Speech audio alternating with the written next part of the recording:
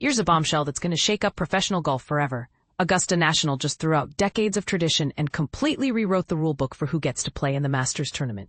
Starting in 2026, the most exclusive tournament in golf is opening its doors wider than ever before. But here's where it gets controversial. They're simultaneously slamming them shut on certain PGA Tour players who previously had a guaranteed path to Augusta.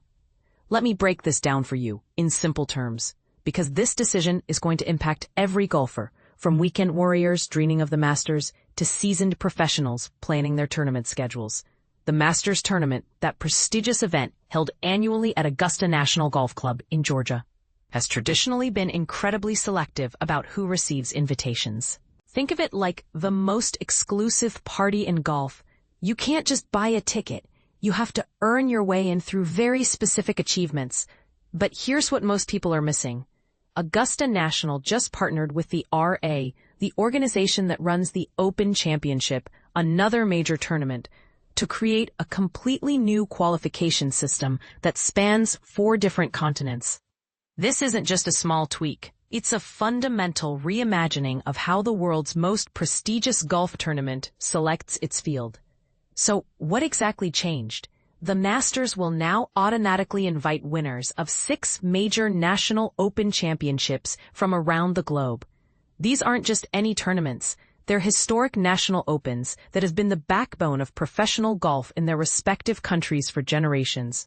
Here are the tournaments that now serve as golden tickets to Augusta. The Scottish Open, which recently crowned Chris Gotterup as champion, kicks off this new system. Then we have the Spanish Open, held October 9th to 12th, followed by the Japan Open, October 16th to 19th, the Hong Kong Open, October 30th to November 2nd, the Australian Open, December 4th to 7th, and finally, the South African Open, February 26th to March 1st. But here's where things get really interesting and potentially controversial.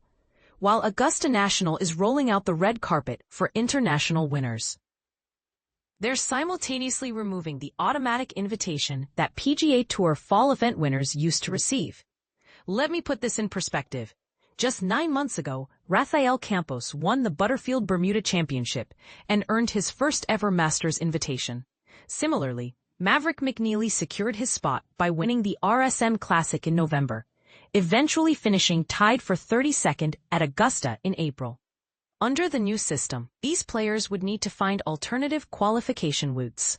And this is the part that has everyone talking.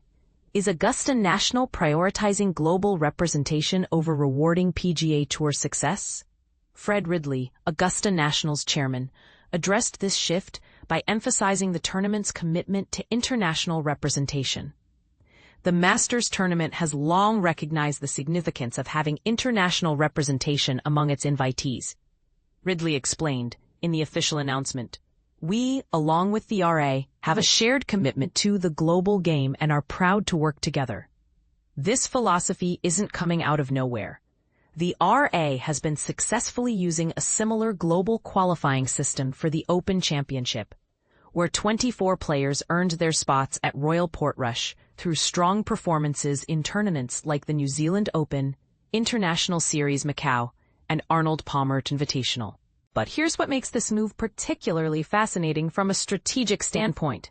It's happening at exactly the moment when professional golf is grappling with how to handle world rankings and qualification systems in an era of competing tours and changing landscapes. The timing isn't coincidental. With roughly 90 to 99 players receiving Masters invitations annually, and many of those traditionally going to PGA Tour players, Augusta National has been seeking ways to ensure global talent gets recognized. This formal system creates clear pathways for players from Asia, South America, Europe, Africa, and Australia, regions that have historically been underrepresented at Augusta despite producing world-class talent. Interestingly, this decision also creates unexpected opportunities for LIV golf players who have seen their world ranking points depreciate significantly over the past 3 years. Since LIV events don't award official world golf ranking points, many talented players on that tour have found it increasingly difficult to qualify for major championships through traditional means. Consider this real-world example. Patrick Reed, a LIV golf player, won the Hong Kong Open last fall. Under the new system, That victory would have earned him a Masters invitation. Even more intriguing, Ben Campbell, a member of Bubba Watson's Range Goats LIV team, finished second, just one spot away from this new qualification pathway. This creates what some are calling a backdoor for LIV players to return to major championships, since many of them regularly compete in DP World Tour and Asian Tour events that now carry Masters qualification. The move has received notable endorsement from an unexpected source, Rory McIlroy, who happens to be the reigning Masters champion. McIlroy has been vocal about his belief that modern professional golf should prioritize National Open championships. He's even suggested that events like the Irish Open should occasionally be added to the PGA Tour schedule to ensure the world's best players visit golf's most passionate countries. But here's the controversial question that's dividing the golf world. Is this change actually good for the game, or is it diluting the exclusivity that makes the Masters special? On one side, supporters argue that golf is a global sport that deserves global representation at its most prestigious event. They point out that some of the world's most talented players come from countries where PGA Tour access is limited, and this system gives them a fair shot at Augusta National.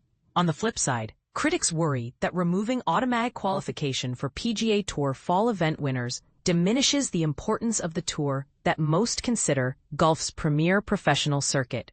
They argue that if you can't consistently compete at the highest level week after week on the PGA Tour, should you really be guaranteed a spot at the Masters? The implications extend beyond just qualification criteria. This decision strengthens relationships between golf administrations across 4 continents, potentially creating a more unified global professional golf structure.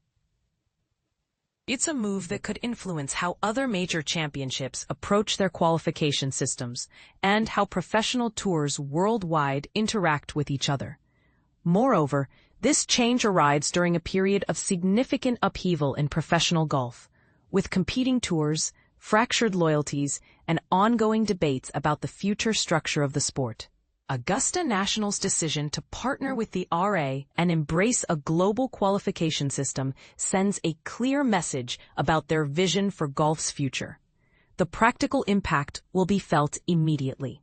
Tournament organizers for these newly elevated National Opens will likely see increased prize money, stronger fields, and greater media coverage as players recognize the Masters qualification at stake.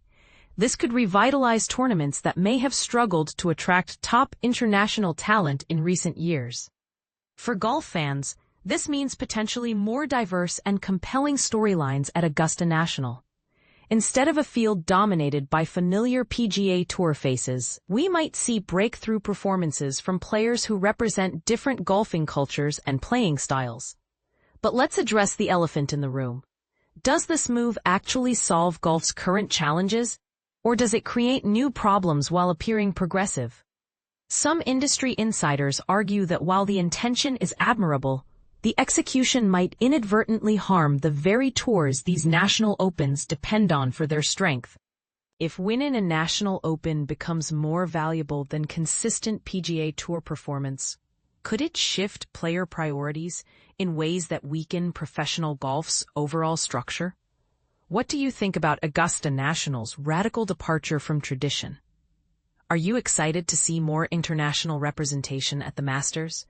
Or do you believe this change undermines the achievement-based qualification system that has made the tournament so prestigious? And here's the really controversial question. Should the Masters prioritize global inclusion over rewarding excellence on golf's premier professional tour? Or is there a way to achieve both goals simultaneously? I'd love to hear your thoughts on whether this change represents the future of professional golf or a misguided attempt to solve problems that might be better addressed through different means. Do you think other major championships should follow Augusta National's lead, or should they maintain their current qualification systems? Share your perspective. This decision is going to impact professional golf for generations, and every golf fan's voice matters in this debate.